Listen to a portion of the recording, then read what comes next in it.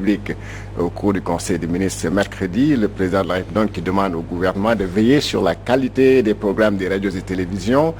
Selon lui, leur contenu doivent renforcer la paix sociale, la cohésion nationale, l'autorité de l'État et surtout donc, il ne s'est pas arrêté là. Il a demandé aussi à ce que les réseaux sociaux, les contenus des réseaux sociaux soient encadrés parce que tout simplement, il semble constater des dérives dans ces réseaux sociaux. Alors, autant donc de décisions ou bien de projets qui soulèvent des interrogations de la part des acteurs des médias, mais aussi de tous les férus de ces réseaux sociaux qui sont devenus donc un grand village planétaire. Comme on le dit, on y rencontre du tout et du rien, on y trouve à boire et à manger. Nous allons aussi évoquer la fameuse déclaration de patrimoine. Le prétexte, c'est celle qui a été déposée par le président du Conseil économique, social et environnemental.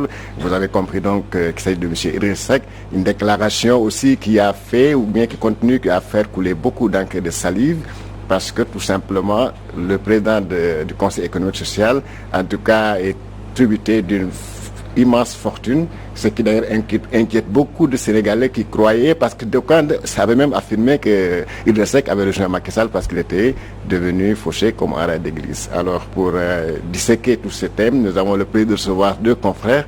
L'un c'est M. Karim Diakhaté, il est le directeur de publication du journal le Panafricain. Il est journaliste, analyste politique.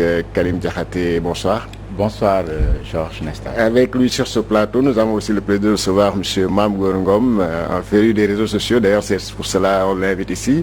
Alors, Mamgour est analyste politique. Mamgour Ngom, bonsoir. Bonsoir, Georges. Karim, alors, vous l'avez appris comme moi, comme je l'ai appelé à l'entame de mon propos.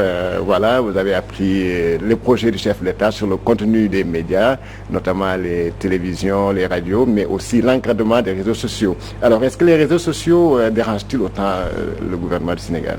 Voilà, merci bien, Georges. Mais permettez-moi tout d'abord de rendre un hommage à notre grand disparu, Jean Meïssa Diop.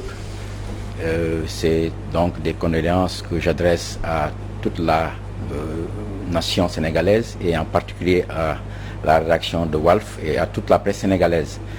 Bon, parler des réseaux sociaux actuellement revient à véritablement entrer dans un environnement global difficile parce qu'il est évident que c'est sur la base d'une observation des pratiques qui ont lieu donc dans le milieu, donc dans l'environnement du net, que le président de la République a dû certainement se rendre compte que les dérives commençaient à aller crescendo et qu'il fallait peut-être y mettre un holà.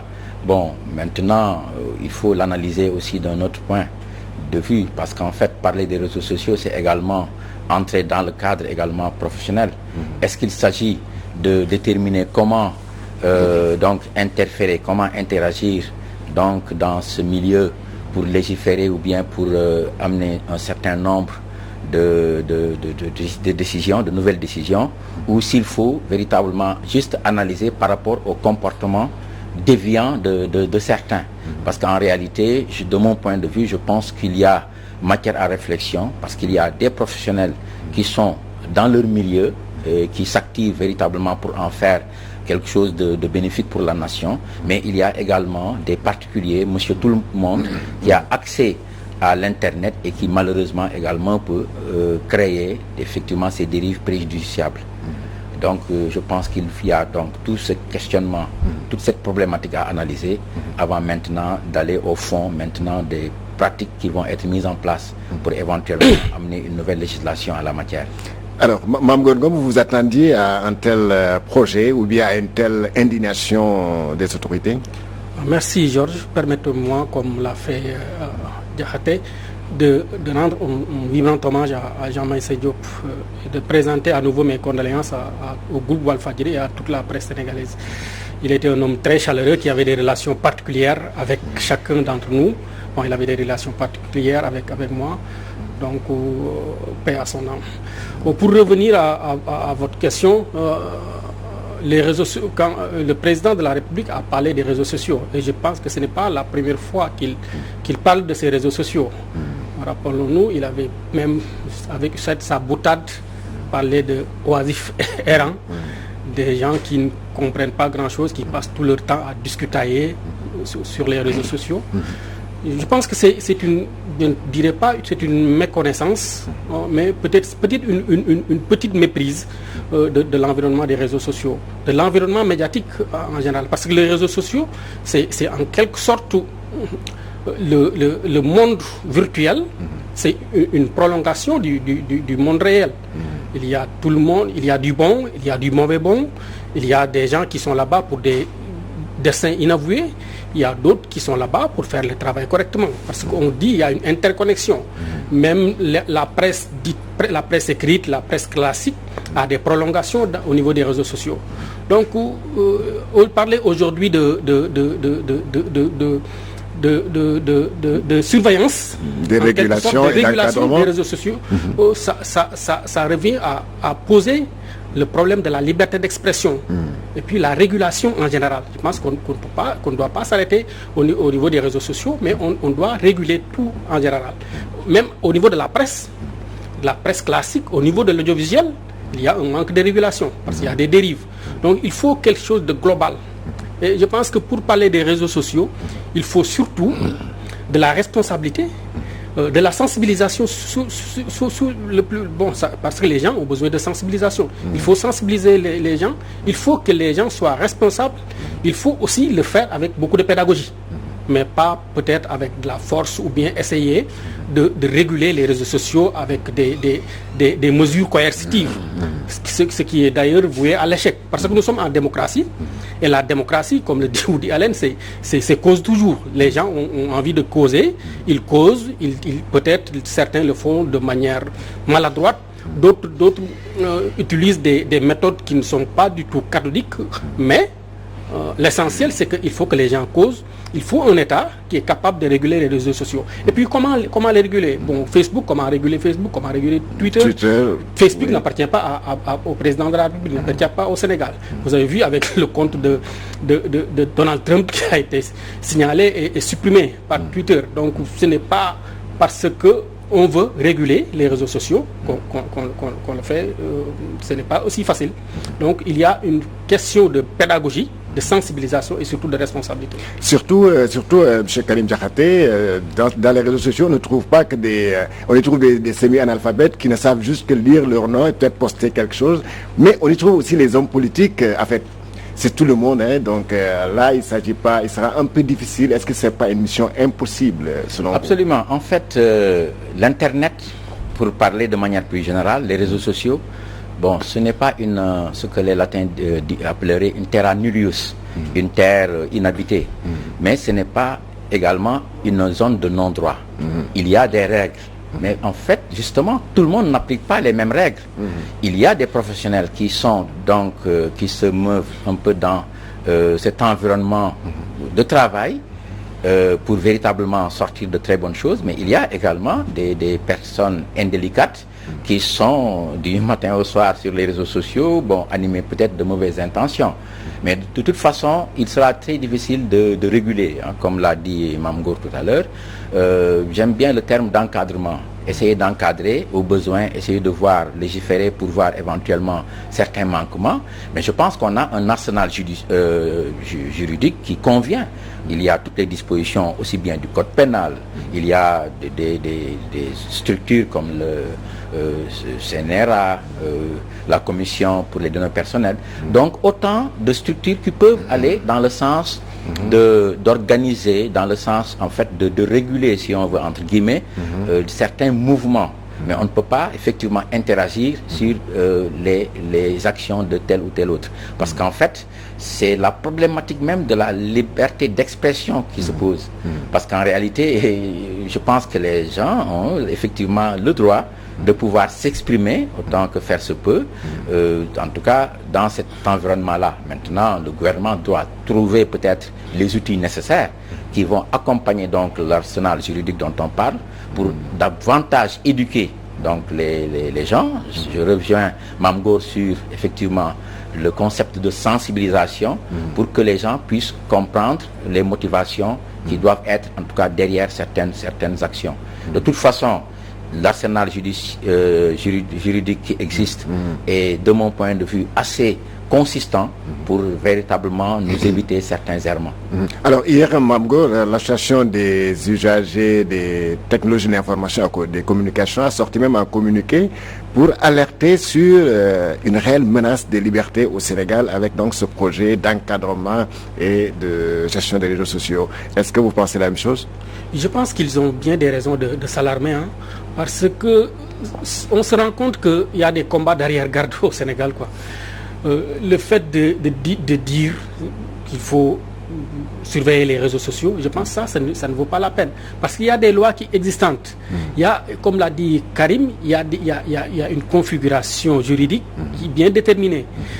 D'ailleurs, au niveau de la presse, pour parler de la presse en général, des médias classiques en général, depuis quand on lutte pour l'application du nouveau code de la presse? Bon, il y avait après les promesses fermes et autres. Jusqu'ici, on attend.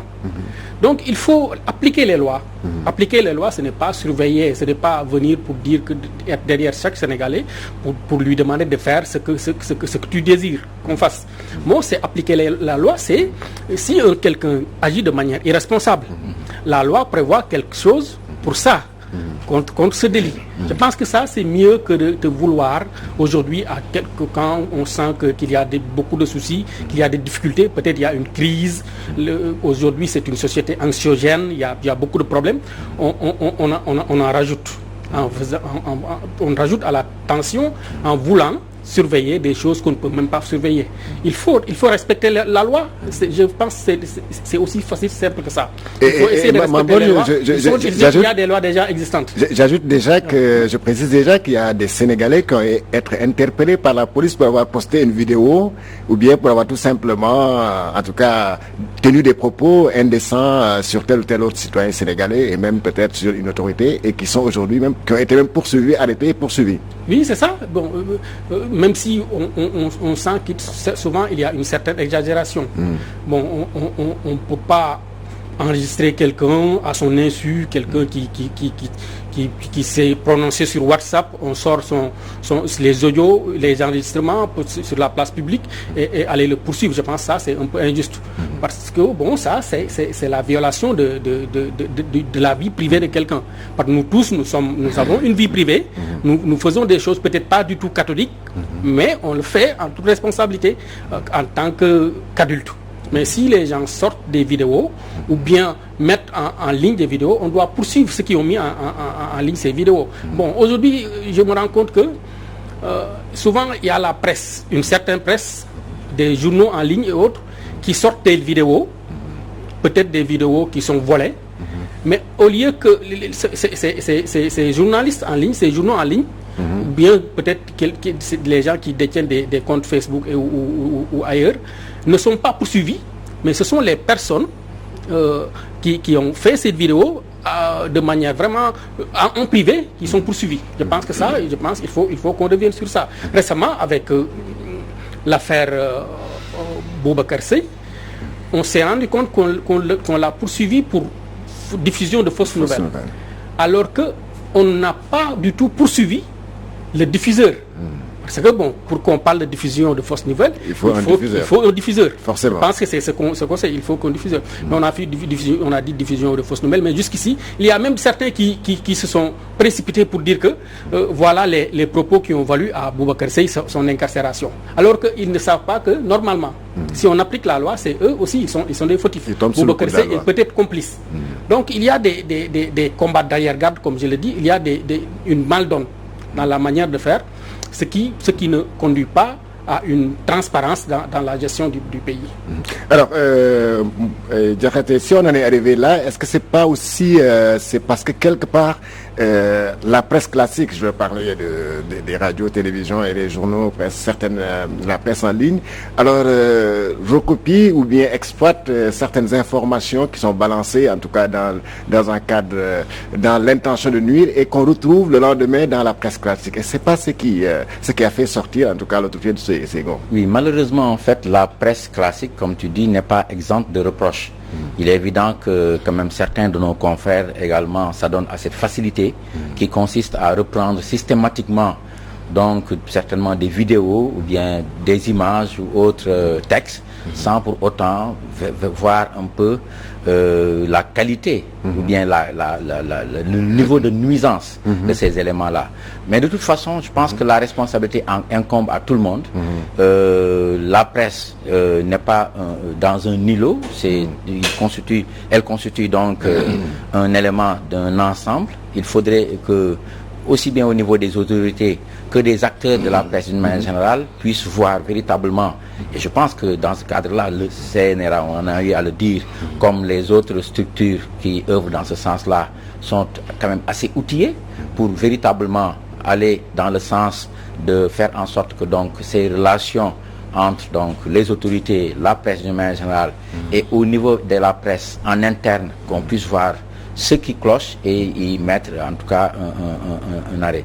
Bon, mais de manière plus fondamentale, moi je pense que régler le problème des réseaux sociaux reviendrait, en tout cas du point de vue des autorités, pour non pas réprimer de manière arbitraire, mais voir avec déjà les structures donc, dont l'État dispose, comment faire pour œuvrer dans le sens d'une meilleure sensibilisation, on l'a dit déjà, mais dans le sens d'une éducation à la citoyenneté, parce que c'est vraiment de cela qu'il s'agit. Parce qu'au niveau de la presse, autant les gens connaissent leurs responsabilités et savent qu'est-ce qui leur est permis, bon, il faudrait quand même veiller à ce que le code de la presse soit rapidement disponible pour que véritablement chacun puisse savoir jusqu'où s'arrête sa liberté, mais faire en sorte que tous les acteurs, en tout cas pour ce qui concerne la presse, puissent être suffisamment informés de ce qu'ils peuvent avoir à craindre en cas de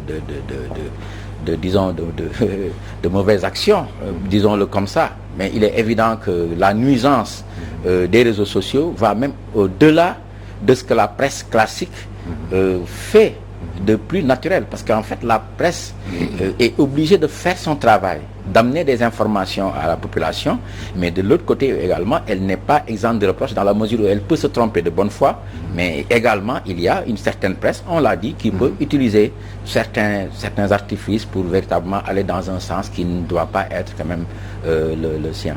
Alors Mame Gor, certains estiment que si on en est arrivé là, c'est parce que les réseaux sociaux, en tout cas ceux qui fréquentent les réseaux sociaux, les utilisateurs en tout cas montrent des choses que la presse classique ne peut pas ou bien n'ose pas sortir parce que astreinte par une certaine rigueur professionnelle. Je veux parler des VAR et autres déclarations qui, en tout cas, interloquent ou bien dérangent certains hommes politiques. C'est fort possible, mais je pense qu'il faut faire avec. Un homme parce il y a des côtés positifs pour eux et des côtés négatifs. Parce que tu vois, chaque homme politique a pratiquement tous les hommes politiques qui se respectent ont des comptes Facebook, Twitter et autres. Ils sont aussi présents sur les réseaux sociaux. Donc ils savent la force des réseaux sociaux. C'est des médias sociaux, bon, qui n'ont pas peut-être, qui ne savent pas comment traiter, souvent ils ne savent pas comment, ils cherchent même pas à traiter l'information parce que c'est pas leur rôle, mais ils doivent savoir, c'est d'où l'intervention de la sensibilisation est pertinente. Certains doivent savoir que même en partageant une information qui diffame quelqu'un, on peut vous poursuivre. Je pense qu'on ne peut pas dire que bon, on n'a fait que partager, ou bien on a entendu quelque part une information, on a fait que une sorte d'entonnoir, ça ne se passe pas comme ça. Comme on dit en Wolof, ce n'est pas parce qu'on partage une information, ce n'est pas parce qu'on fait passer une information que nous ne sommes pas responsables de cette information. C'est lui qui partage cette information est responsable des informations. Les réseaux sociaux, bon, il y a des choses, bon, ce n'est pas possible pour les journalistes, pour la presse pratiquement classique, d'en parler. Ou bien c'est un peu des faits divers, des choses qui ne sont pas peut-être prévues ou bien qui ne peuvent pas se retrouver dans un journal normal. Mais au niveau des réseaux sociaux, on peut les exploiter. Les VAR et autres, les VAR ont toujours existé, hein, parce que les rétrospectives, chacun, on rappelait les propos des gens. C'est juste le terme qui a changé. C'est juste le terme qui a changé. Donc au niveau les gens, ils font des analyses pour reprendre des propos que des personnalités avaient tenus il y a longtemps. Aujourd'hui, ils viennent pour dire autre chose. Je pense que ça, c'est une facilité. Les réseaux sociaux aussi, ce sont des médias. C'est pourquoi on les appelle des médias sociaux. Mais ici, ce qui doit intervenir, c'est la pédagogie, la sensibilisation et surtout l'apprentissage. L'éducation, on a un problème d'éducation aux médias. Mais il faut aussi une éducation aux réseaux sociaux. Le fait de dire aux gens que vous êtes passible d'une peine en faisant ça. Vous n'avez pas le droit de reprendre des insanités. Vous n'avez pas le droit de reprendre des choses. Bon, parce que souvent, j'en discute avec des gens. On dénonce quelque chose, mais on participe à faire connaître cette chose. Parce qu'en partageant sur sa page, on participe à faire connaître la chose. Ça, ce n'est pas du tout normal. Donc, si on dénonce quelque chose, il faut se garder de la partager. Absolument. Il faut juste dénoncer et ne pas partager. Mais on dénonce des insanités, on partage ces insanités. Quelqu'un qui n'avait pas pu voir ça aura la chance de le voir. Et puis, de fil en aiguille, tout le monde est au courant. Je pense que ça aussi, il faut que les gens le comprennent. Donc, c'est plus une question de sensibilisation, d'éducation qu'une question de répression. Je pense que toute répression est vouée à l'échec parce qu'on ne peut pas aussi réprimer tout le monde. Déjà, il y a la face, c'est un couteau à double tranchant. Parce qu'on ne peut pas être présent sur les réseaux sociaux, avoir une page, avoir beaucoup de visibilité sur les réseaux sociaux et vouloir empêcher d'autres personnes d'exister. Ce n'est pas possible. Mais il faut au moins les sensibiliser, qu'ils sachent, nul n'est censé ignorer la loi, mais beaucoup ignorent la loi. Il faut le rappeler souvent qu'il y a des fautes qu'il ne faut pas commettre, et il y a des choses qu'il faut éviter de faire. Je pense que ça, c'est mieux que de vouloir arrêter la mer avec ses bras. Ce n'est pas possible. Alors, un tel projet porterait un coup dur, par exemple, à certains acteurs politiques en période de campagne électorale, n'est-ce pas, Karim? Ah oui, mais absolument, absolument. Mame Gor l'a dit, beaucoup d'hommes politiques, de plus en plus, sont abonnés pratiquement aux réseaux sociaux. Bon, certains ont des comptes Facebook, WhatsApp, Twitter, Instagram et autres. Et cela participe également de la modélisation de leur image, c'est évident. Ce serait quand même grave, même pour un homme politique ou une femme politique, de ne pas en disposer. Parce que véritablement, avec les autoroutes de l'information, il est évident que les réseaux sociaux sont quand même la voie royale pour se faire connaître et se faire voir, surtout donc pour des acteurs politiques. Bon, mais de toute façon, il est évident que si le gouvernement donc met en branle cette nouvelle donne, beaucoup vont en pâtir. Ce ne sera pas seulement le secteur de la presse, ou en tout cas de l'audiovisuel d'une manière générale, qui va en souffrir, mais il y a également la classe politique qui va quand même beaucoup vraiment souffrir de cette attitude-là.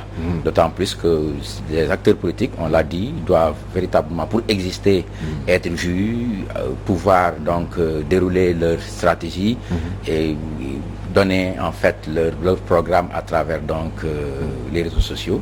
Et ma foi, cette décision ne va certainement pas les arranger. Alors Mame Gor, le président de la République n'a pas visé seulement les réseaux sociaux, il a parlé aussi du contenu du programme des télévisions, des radios et télévisions pour en fait de renforcer leur contenu. Il dit bien, leur contenu doit servir à renforcer la paix sociale, la cohésion nationale, l'autorité de l'État et même préserver les intérêts du Sénégal. Alors, vous pensez, selon vous, que le CNRA ne fait pas déjà ce travail? Le CNRA même, son rôle, c'est pas de dicter le contenu à des médias. Il peut réguler. Mais d'ailleurs, je pense que ça, c'est même une insulte, quoi. Le fait de dire qu'il faut participer à la paix sociale et autres, pour des journalistes, bon, ça c'est une insulte, quoi. Parce qu'on ne peut pas nous apprendre, nous, comment on travaille. Les gens sont assez responsables quand même. Même s'il y a des brebis galeuses, même s'il y a des dérives, les gens sont assez responsables pour travailler sans qu'on nous dise ce que vous devez faire au niveau de vos programmes et autres. Ça, je pense que ce n'est pas... Peut-être s'il l'a dit comme ça, il ne devait pas le dire. Ça n'a pas de sens, quoi, à mes yeux. Ce qu'il faut faire, c'est de faire de telle sorte que l'environnement médiatique soit un environnement sain. on se rend compte de plus en plus qu'on nous ne sommes pas dans un environnement médiatique sain. Il y a une raréfaction de la publicité. Les journaux ne se vendent pas, ou des journaux se vendent à 100 francs, 200 francs, alors que ça ne se vend pas bien. Il y a au niveau de la presse une multitude de journaux, alors qu'on sait que le marché, ce n'est pas ça. Donc, le gouvernement, ce qu'il peut faire, c'est faire de telle sorte que, même au niveau des médias publics, repenser les médias publics. Parce qu'on ne peut pas continuer de vivre comme on vivait en 1960, ou bien en 1980, ou bien en 2000. Quand on veut de la rupture, il faut de la rupture, surtout dans le secteur des médias. Mais pourquoi la RTS? Pourquoi on continue de diriger la RTS comme on le dirige? Pourquoi dans d'autres médias publics, on continue de les diriger comme on les dirigeait en 2000 ou bien en 1960? Ça, je pense que ce n'est pas possible. C'est des médias publics qui sont là pour tout le monde. Donc on ne peut pas continuer à faire comme si de rien n'était, comme ce qu'ils font, c'est tout à fait normal. Je pense qu'il faut ça c'est le véritable combat, quoi. Il faut que les gens soient responsables. Ils avaient fait beaucoup de promesses, il faut qu'ils respectent les promesses en opérant la rupture partout. Avant de parler de contenu des médias privés, on sait que les médias privés ne sont pas exempts de reproches. Il y a beaucoup de bavures, il y a des erreurs, mais les gens se débrouillent quand même. Les médias publics, il y a des gens avec des ressources humaines de qualité. Mais est-ce que les ressources humaines de qualité sont utilisées à bon escient? Je pense qu'il faut qu'on discute sur tout cela, au lieu de vouloir demander à des gens. Je pense que je suis optimiste. Je pense que la presse sénégalaise, dans son ensemble, est une presse responsable. Moi, je le pense. Je pense que c'est une presse responsable. Mais elle a besoin d'être encadrée, elle a besoin d'être aidée, au lieu de laisser les gens vivoter dans des conditions difficiles. Il faut que l'État y mette du sien. Il faut appliquer le code de la presse. Il faut envoyer des inspecteurs de travail dans les entreprises qui ne respectent pas les lois. Il faut réguler. Parce que c'est de la responsabilité de l'État de réguler tout cela. Pour que les gens soient des journalistes, il faut... Bon, même vous voyez, même le Sénégal, le président a un snapper, l'ancien président député de la CEDEAO, il partait en voyage avec lui. Ça, ce n'est pas sérieux. Il faut que les gens soient sérieux. Respecte les journalistes, respecte la presse, parce que les journalistes, sans presse, la démocratie ne peut pas vivre. Donc il faut qu'on respecte les journalistes, il faut qu'on respecte la presse, l'ensemble de la presse, réguler ça, opérer des ruptures pour qu'on puisse avancer. Mais au lieu d'être ici, il faut changer le programme, il faut mettre ça, alors que vous-même, au niveau de les secteurs, la presse publique ne marche pas comme elle devait marcher. Il y a des choses à faire et les gens ne le font pas. Donc il faut qu'on soit beaucoup plus sérieux, quoi. Alors Karim Diakhaté, la presse, les journalistes sont très jaloux de leur liberté de presse et tout, mais il faut reconnaître quand même que si le chef de l'État a fait cette déclaration, c'est que la presse n'est pas exempte de reproches. Et là, notamment, il semble viser la presse privée quand même, il faut le dire, parce que certaines bavures et certaines dérives sont surtout notées au niveau de la presse privée. Bon, mais écoutez, je pense que c'est peut-être un appel à la responsabilité, mais là encore une fois, je vais aller dans le sens de ce que Mame Gor a dit tout à l'heure. Il faudrait que tous les acteurs de part et d'autre puissent effectivement faire le travail qui doit être le sien, c'est tout, le leur plutôt. Parce qu'en réalité, il s'agit de quoi? Autant le CNRA, par exemple, qui est un peu l'instrument chargé un peu de veiller, de réguler, donc l'audiovisuel, doit veiller à ce qu'effectivement, au niveau de la presse, les patrons de presse, en tout cas les maisons de presse, puissent payer les redevances qu'elles doivent et respectent également donc toutes les modalités de fonctionnement d'une maison en bonne et due forme, mais autant également les autorités doivent aider à la clarification du jeu, si l'on veut, parce que Mame Gor est revenu là-dessus. On a vu effectivement des dérives de l'autre côté, avec effectivement des situations dans lesquelles on ne sait pas qui est journaliste et qui ne l'est pas. Il faudrait, c'est vrai, assainir le milieu, ça, tout le monde est d'accord là-dessus, mais il faudrait également que le gouvernement, en tout cas d'une manière générale, les pouvoirs publics puissent aider la presse à avoir les outils nécessaires à son épanouissement. On ne peut pas demander à la presse d'être exigeante par rapport à un certain nombre par rapport à un cahier des charges, par rapport à un certain nombre de devoirs, et dans le même temps lui empêcher d'avoir les subsides nécessaires à son bon fonctionnement. Cela est évident. Il faudrait faire en sorte donc que tous les acteurs puissent faire preuve de responsabilité. Merci. Et cela, effectivement, la presse en premier lieu, c'est vrai, mais également les autorités. D'accord. Alors, nous allons donc aborder le second thème de ce débat. Il s'agit de la déclaration de patrimoine. Une déclaration de patrimoine, nous évoquons le sujet avec, pour prétexte, donc, la déclaration de M. Idriss Seck, le président du Conseil économique, social et environnemental, une déclaration qui a soulevé et continue de soulever beaucoup d'encre et de salive. Alors, Mamgour, qu'est-ce qui explique ce tollé-là après la déclaration de M. Idriss Seck, puisque d'autres autorités ont eu à passer par l'OFNAC pour faire la déclaration de patrimoine? Oui, il faut juste rappeler que la déclaration de patrimoine, ce n'est pas une nouveauté, comme semblent dire certains. Déjà en 2001, c'était inscrit dans la Constitution. Donc, Ouad même a fait une déclaration de patrimoine. Bon, il a déclaré des villas, quelques villas et des voitures, quoi. Même si la somme n'avait pas été faite, on ne connaissait pas le montant exact de tous ces biens. En 2012, Macky Sall aussi a trouvé ça dans la Constitution. Il a fait une déclaration de patrimoine. Qui est estimée à 8 milliards. Oui, certains disaient que c'est à 8 milliards. D'autres disaient que c'est 1,3 milliard et d'autres des biens qui n'avaient pas été comptabilisés. Donc ce n'est pas une nouveauté. C'est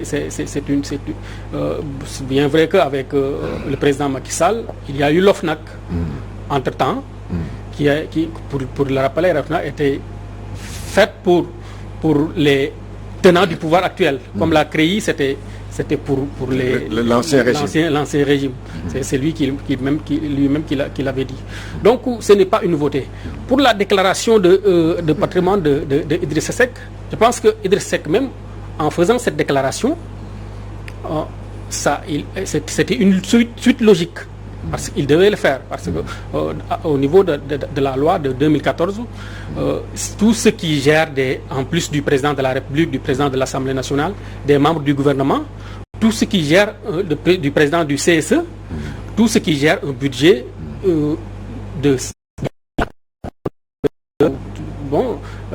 doit faire une déclaration de patrimoine. Donc Idriss Seck était dans l'obligation de faire une déclaration de patrimoine.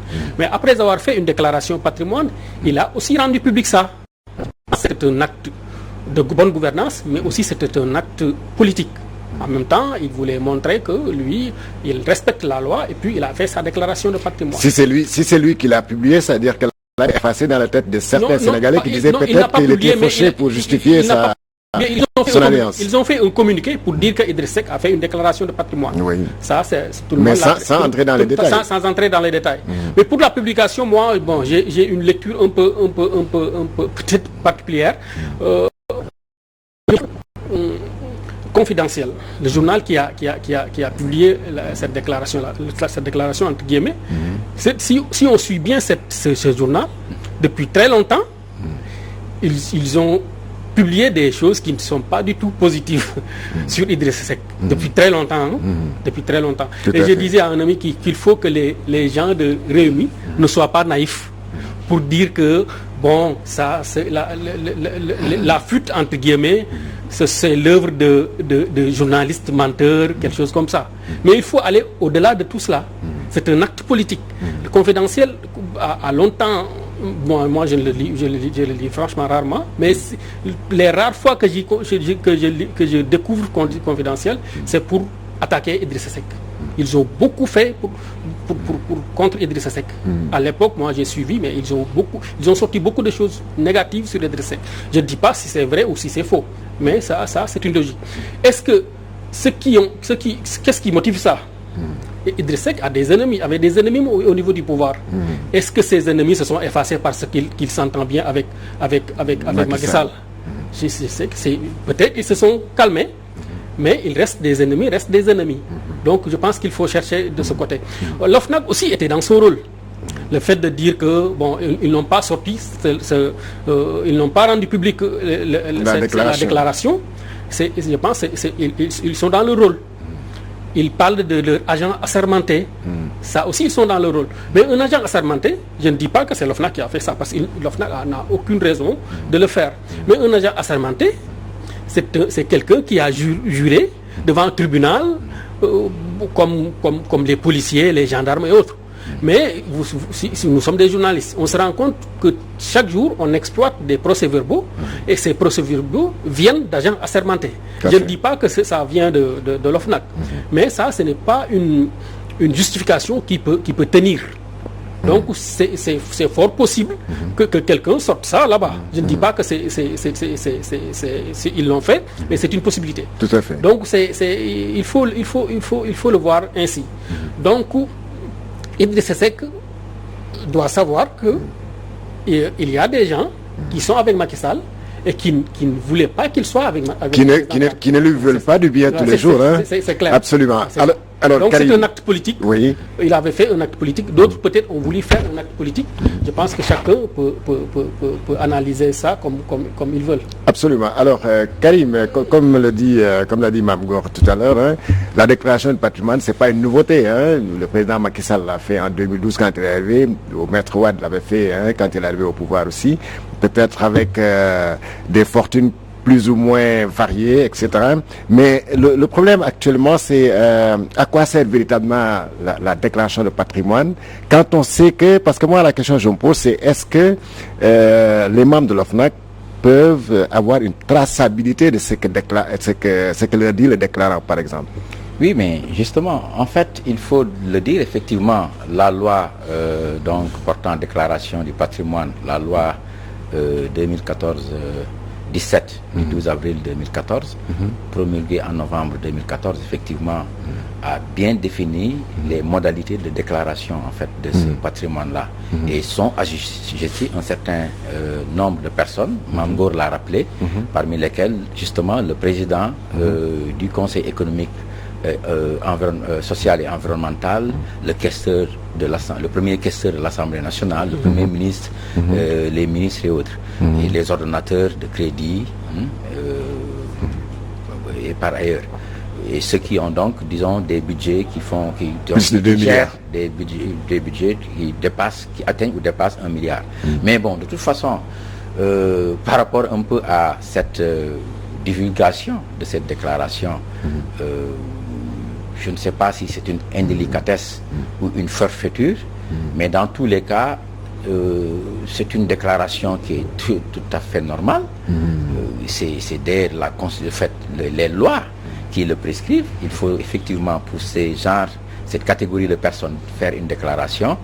Bon, dans cette affaire, l'OFNAC a sorti donc a publié un démenti pour dire que véritablement que ça ne relevait pas de leur responsabilité, en parlant effectivement des agents assermentés qui ne devraient véritablement pas donner cela à la presse. Mais il est évident que s'il y a fuite, cette fuite a été organisée effectivement dans le but de nuire et effectivement au principal concerné, en l'occurrence le président Idrissa Seck.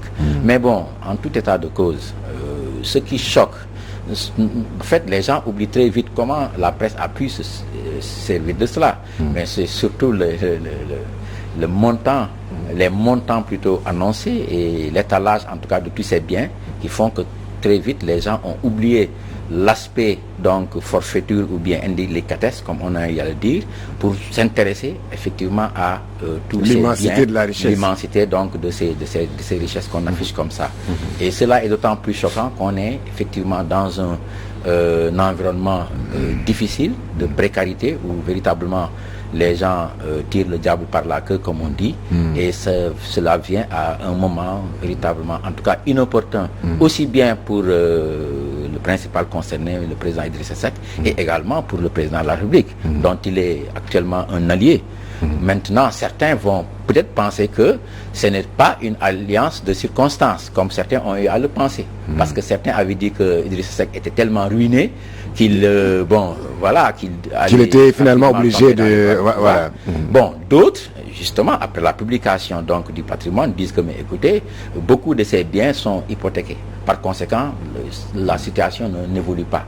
Mais de toute manière, moi, je me situe du côté du Sénégalais lambda qui veut quand même comprendre comment donc, les moyens, donc les ressources du pays sont utilisées et comment également vit notre classe politique d'une manière générale. Parce qu'on se rend compte qu'avec la politique, véritablement, on accède très vite à la richesse, en tout cas à l'avoir. Bon, voyez-vous, en 60 ans d'indépendance, pratiquement, on a vu que ces dernières années, ces 10 ou 15 dernières années, disons 20 dernières années, on a véritablement des milliardaires qui sortent, en tout cas, du milieu politique. Mais la question c'est est-ce que l'OFNAC ou bien en tout cas l'autorité qui reçoit ces déclarations-là se soucie un peu de la traçabilité de ce qu'il déclare. Mais de toute façon, l'OFNAC, d'ailleurs je pense que l'OFNAC, dans l'article 9 en tout cas de la loi, dit que déjà quand l'OFNAC donc reçoit ça en toute confidentialité, elle fait le travail donc, qui lui incombe et éventuellement en cas de variation des déclarations ou en tout cas il y a à l'entrée, à la sortie. À l'entrée et à la sortie, 3 mois après, véritablement doit faire ce qui est en tout cas dans ses prérogatives pour véritablement suivre le concerné, en tout cas dans ce qu'il a déclaré. Maintenant, est-ce que l'OFNAC peut se rendre compte de la véracité de ce qui a été avancé ou éventuellement est-ce que l'OFNAC va suivre, comme vous parlez de traçabilité, ce qui a été fait? Bon, là, franchement, je n'ai pas la réponse, même si effectivement les textes ont prévu entre un cadre réglementaire de travail dans lequel l'OFNAC évolue, mais il est évident que de toute façon, nous, ce qui nous intéresse, c'est que cette déclaration a été faite. Bon, maintenant, les montants indiqués choquent certains pour ce qu'ils sont. Le débat doit être à ce niveau-là. Il faudrait comprendre comment notre classe politique, en tout cas en très peu de temps, peut en tout cas avoir toutes ces richesses-là. Mme Gor, un exercice de transparence, la déclaration de patrimoine? Un exercice de transparence, mais je pense qu'il y a de la demi-mesure, quoi. On aime la transparence. Pourquoi ne pas publier tous les biens? Comme on le fait, les publier, les mettre à la disposition de tous les citoyens, comme ça s'est fait au Burkina Faso, par exemple. Oui, c'est ça. Oui. Je me rappelle, mais Khalifa Sall, je pense qu'il avait publié. Oui, Ousmane Sonko a publié aussi sa déclaration de patrimoine, alors pourtant qu'il n'est pas obligé de le faire. Donc, pourquoi ne pas publier? Parce que la démocratie aussi, on tend vers la perfection. Les citoyens ont le devoir ont le droit d'être informés. Donc il faut de la transparence. La transparence voudrait qu'on publie comme on le fait dans les grandes démocraties. Sinon, la même situation se pose, c'est-à-dire des spéculations. Les gens peuvent spéculer, il y a des fuites, les gens spéculent, peut-être ça peut être vrai, ça peut être exagéré, ça peut être même sous-estimé. Donc pour ne pas être dans de telles situations vraiment déplorables, il faudrait qu'on publie, qu'on mette dans la loi qu'il faut que tout le monde sache, parce que la loi est faite pour les citoyens. Nous, on veut être informés, on veut savoir ceux qui nous dirigent, les gouvernants, qu'est-ce qu'ils ont fait de notre argent, ils ont quelle fortune. Ça, je pense que ça, on a besoin de le savoir. On a besoin de savoir exactement la manière dont ils vivent, pour qu'on puisse les surveiller. Ça, c'est le monde de la transparence. Aux États-Unis, ailleurs, les gens n'ont même pas le droit de louer un appartement très chic ou bien quelque chose comme ça. Mais ici, on se permet tout avec l'argent du contribuable. Donc, il faut une déclaration de patrimoine. Je pense qu'il faut renforcer la loi en disant que la déclaration de patrimoine est désormais publique. On le fait, tout le monde est au courant. Je pense que ça, c'est ce qui participe à la transparence. On veut de la transparence, on ne peut pas une chose et son contraire. On veut de la transparence. Pourquoi cacher aux Sénégalais? C'est bien, ce n'est pas possible. Je me rappelle, Khalifa Sall, il avait fait. Bon, Macky Sall, il a fait une déclaration de patrimoine. Tout le monde savait ce qui se... Bon, même si peut-être il n'avait pas tout dit, mais on avait une idée de son patrimoine. Mais pourquoi ne pas publier les patrimoines de nos dirigeants? Parce qu'ils aspirent à diriger le pays. c'est une très grande responsabilité. S'ils veulent seulement que de la transparence, il faut que tout soit publié et qu'on sache leurs biens, leur patrimoine, leurs biens fonciers et autres. Cela va participer à la surveillance. Parce qu'il ne faut pas qu'on continue de nous gouverner comme on nous gouvernait avant la colonisation. Attention, Mme je vous coupe en tête, excusez-moi. Quand vous dites qu'on doit contraindre, en tout cas ceux qui aspirent à nous gouverner, de publier, de faire une déclaration de patrimoine, voulez-vous inclure aussi les membres de l'opposition? Oui, Ousmane, vous avez dit que Ousmane Sonko l'avait fait. Oui. Mais pourquoi pas? Mais si peut-être l'opposition, ça va être un peu compliqué. Mais quelqu'un peut-être un député qui va à l'Assemblée nationale, ou bien quelqu'un qui est ministre, ou bien qui oui, veut être président. Les ministres, c'est déjà réglé. Quelqu'un qui veut être président de la République, un candidat à la présidentielle, il peut déclarer son patrimoine. Bon, même, ou bien, peut-être certains peuvent dire que c'est un peu le faux, parce qu'il n'a pas encore été élu président de la République, mais il faut de la transparence. L'idée, l'esprit de l'OFNAC et des gens qui ont mis en place cette initiative de déclaration de patrimoine, c'est de la transparence. Mais il ne faut pas une transparence à mi-figue, mi-raisin. Il faut une vraie transparence. La vraie transparence voudrait qu'on sache ce qui se trouve dans les coffres de ce qui nous dirige. Je pense que c'est assez clair. Peut-être ça peut être moins contraignant pour un opposant. Un opposant, on ne peut pas demander à un opposant de faire une déclaration de patrimoine alors qu'il ne gère rien.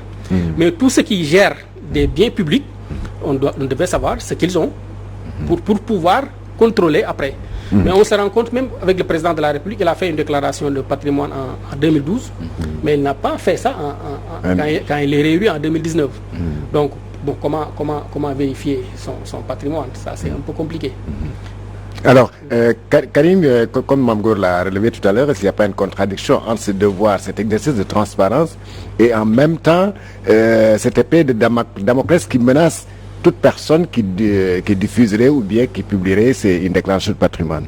Oui, mais parce qu'en réalité, la loi a encadré justement les conditions de mise en œuvre donc de la déclaration de patrimoine. Il y a une catégorie de personnes assujetties et des conditions dans lesquelles il faut faire cette déclaration. Donc, on a parlé d'administrateurs de crédit qui font 1 milliard ou plus. Et d'ailleurs, dans le rapport de présentation qui a été soumis à l'Assemblée à l'époque, on avait expliqué, le ministre de l'époque avait expliqué pourquoi il avait été retenu le montant d'1 milliard, en donnant l'exemple de la France, où véritablement pour 5 millions de personnes qui devaient être concernées, c'est juste 8 000 personnes qui sont concernées par la mesure. Il avait donné exemple, je pense, l'exemple de la Belgique, où sur 2 millions également de personnes, c'était autour de 12 000, je crois. Et pour le Sénégal, c'est juste 120 000 personnes qui sont concernées. Et sur les 120 000, je crois qu'au Sénégal, on parle de 3 000 personnes. Par conséquent, je pense que même si on regardait au prorata, disons, on a un ratio quand même qui est quand même important par rapport à cela. Mais de toute façon, je vais revenir un peu sur le fait que les acteurs de l'opposition peuvent éventuellement déclarer ou bien tout candidat à la présidentielle. On prête qu'aux riches. Quand on n'a pas suffisamment d'argent, pourquoi déclarer des biens comme ça? Oui, mais ils aspirent. Mais un candidat à la présidentielle aspire à... Voyez-vous, quelqu'un qui vient les postuler pour dire au peuple, voilà, moi je n'ai absolument rien et faites-moi confiance, je ne pense pas que je fasse longue route. Mais en réalité, je pense que la loi est bonne. Ce qu'il faut faire en sorte que l'OFNAC puisse véritablement prendre donc les déclarations. L'OFNAC n'a pas le droit de les publier. L'OFNAC les prend en son sein et fait le travail qui lui incombe. Maintenant, l'assujetti, le concerné peut, s'il le demande, le requérant, mettre ça au vieux su de tout le monde. Ça, c'est un acte politique peut-être. Mais il peut le faire à ses dépens. Mais le problème, c'est qu'en fait, comment le peuple, la population de manière générale, va apprécier tel ou tel montant? Parce qu'en fait, c'est ça, c'est le regard des autres. Je pense que si l'OFNAC a été mis en place, c'est peut-être pour lutter contre l'enrichissement illicite, contre les phénomènes de corruption et autres. Par conséquent, on se dit que tous les assujettis qui viennent, qui déclarent leur patrimoine à l'entrée et 3 mois après donc leur cessation d'activité, ont une traçabilité par rapport aux moyens qu'ils ont mis en œuvre pour avoir tel ou tel. Bon, maintenant, que certaines fortunes soient balancées comme ça au vu de tout le monde, on parle de plusieurs dizaines de milliards. Bon, les gens peuvent se dire, mais écoutez, comment une personne, en tout cas sur cette terre d'Afrique, peut gagner autant d'argent en faisant juste la politique? Parce qu'on a vu des capitaines d'industrie. Et ce qui est bizarre, moi je suis presque sûr que si on prenait au Sénégal les 100 fortunes, il n'y aurait pas 10 acteurs politiques. Je le pense. Franchement, je pense qu'il y a des capitaines d'industrie qui sont fortunés et dont, effectivement, la fortune a été, disons, montée, suivant véritablement un long processus. Alors que nos politiciens viennent, ils font juste 10-15 ans, ils ont un patrimoine immobilier, des immeubles, c'est vrai, qui peuvent être évalués à des milliards, mais c'est ça qui étonne en fait la population. Justement, Mamgor, ce qui choque un peu les Sénégalais lambda, c'est comme l'a dit Karim, hein, il y a des capitaines d'industrie qui sont riches en milliards, mais là, un homme politique, au bout de 15 ans, 10 ans, ou bien même, il occupe juste un petit ministère, 3 ans après, mais il devient milliardaire. Oui, c'est un manque de pudeur extraordinaire. Les gens, ils s'enrichissent comme pas possible. Bon, souvent, les gens disent qu'en Afrique, pour être riche, il faut être politicien. Ou bien, même pas homme d'affaires. Hein. La richesse la plus facile à acquérir, c'est il faut être politicien, quoi. Et être près des sous, près des gouvernants, et on peut se taper une richesse en un laps de temps. C'est pourquoi d'ailleurs l'OFNAC, si on voit la petite histoire de l'OFNAC, on sait qu'il y a un manque de rigueur extraordinaire. Vous vous rappelez avec Nafi Ngom, elle a même failli péter les plombs en disant que les gens refusent de déclarer leur patrimoine. Souvent, l'histoire même dit que on l'appelle pour la menacer. Pour dire que bon, moi je ne fais pas de déclaration de patrimoine. Bon, elle a fait une conférence de presse pour déplorer ça. Bon, elle a fini par être éjectée de son poste. On amène, il y a Seynabou Diakhaté qui est là. Mais il a fallu que le président de la République lui-même tape du poing sur la table pour demander à ses ministres de faire une déclaration de patrimoine. Est-ce que c'est pas tout cela, mais ce n'est pas dû à cette fausse pudeur qui voudrait que Khalis Bogoultio ou bien voilà. Ça, comme je dis. Mais ils sont astreints à le faire. C'est une obligation. Ils ont violé la loi en refusant de déclarer leur patrimoine. Il a fallu que le président de la République des mois, presque 8 mois après sa réélection, il a fallu qu'il dise aux ministres: en août, il faut que tout le monde fasse une déclaration de patrimoine. Alors, bon, même en août, on disait que tout le monde a fait une déclaration de patrimoine, sauf 2 ministres, 3. Il y avait 34 sur 35. Oui. Et puis, on n'en sait rien. Donc, ça montre qu'il n'y a rien de sérieux. Durant tout ce temps, on peut amasser une fortune et garder ça quelque part. Curieusement, Karim, depuis 2000, on fait des déclarations de patrimoine, mais jusque-là, on n'est pas encore au courant d'une personnalité qui était épinglée parce qu'on a eu à trouver quelque chose à redire. Voilà, cela ne vous tranche pas. Rien à voir. Non, en réalité, bon, voilà, c'est là où, effectivement, c'est là où le bas blesse. Parce que quelque part, c'est vrai, c'est comme une routine. C'est une procédure tout à fait normale. C'est vrai que c'est souvent comme une sorte d'exhibitionnisme. Certains s'attendent peut-être à trouver des coupables. On se dit que, ben tiens, parce qu'en réalité, l'OFNAC a la possibilité de saisir un magistrat, le procureur de la République, en cas de manquement ou bien en cas de constatation de certaines irrégularités, a-t-on dit. Ça la figure dans le projet de loi. Mais, bon, en réalité, voilà, vous l'avez dit, depuis 2000, personne n'a été épinglé pour des manquements par rapport à telle ou telle chose. Bon, je pense que c'est peut-être parce qu'il n'y avait effectivement rien à voir. Et si on observe bien, même la déclaration, le président a demandé à tous ses ministres de faire une déclaration de patrimoine, tout en sachant qu'il allait remanier le gouvernement. Et puis, certains, dont on prête une fortune colossale, devaient partir.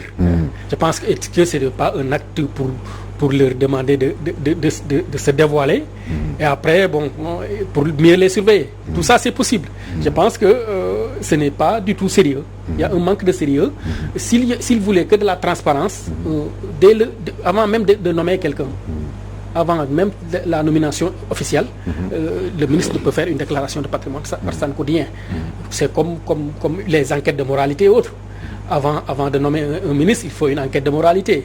Même la déclaration de patrimoine, ça peut être un dossier. Vous êtes en train de dire que donc la déclaration de patrimoine, c'est comme une épée que détient le président de la République sur les déclarants. Parce que lui, dans tous les cas, il maîtrise tout. Il sait à peu près les fortunes des uns et des autres. Il sait que Karim a 8 milliards, Mamgor en a 5. Et donc, si Mamgor bouge, il pourrait te couper la tête. C'est fort possible. C'est fort possible. Bon, on est obligé de penser à ça parce que la manière dont il utilise ça pour